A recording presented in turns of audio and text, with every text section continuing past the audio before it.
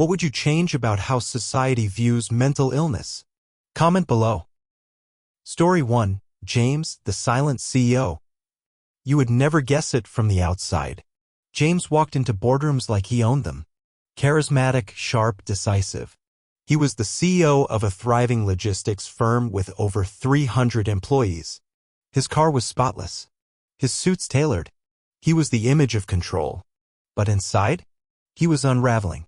Every morning before he put on his mask, James would sit in his car in the parking lot, gripping the steering wheel with sweaty palms, praying that no one would notice his hands shaking. His heart raced constantly. Some days, he thought he was having a heart attack, but doctors told him it was just anxiety. Just anxiety. The truth is, James had been living with crippling anxiety for years. He learned to mask it well, first in university, then in the corporate world. He taught himself how to speak calmly while his chest burned, how to smile while his stomach turned. But behind closed doors, James couldn't sleep. His mind never switched off. Every meeting, every email, every delayed shipment felt like life or death. He started drinking at night to relax, which only made the mornings worse. What finally broke him wasn't a failure. It wasn't a breakdown in public. It was his 12-year-old son. One night, after a tense dinner, his son quietly said, "Dad, do you even like being alive anymore?" That question hit James like a punch to the chest. The next day, he called a therapist.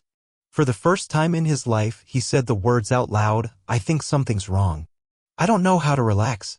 I feel like I'm falling apart." In therapy, James discovered his anxiety stemmed from childhood, raised in a house where performance was love and failure was weakness. He had simply carried that into adulthood, trading childhood fear for professional pressure. He began weekly sessions. He also joined a confidential support group for executives dealing with burnout. And slowly, he started speaking more openly.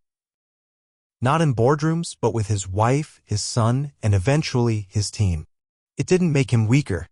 In fact, it made him human. Respected. Relatable. He didn't quit his job. He just stopped letting it define his self-worth. Coping strategies James used. Regular therapy, cognitive behavioral approach. Peer support group for high-functioning professionals. Open communication with family. Mindfulness exercises to ground himself during panic.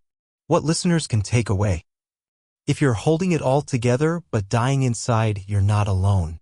Anxiety doesn't care how successful you are.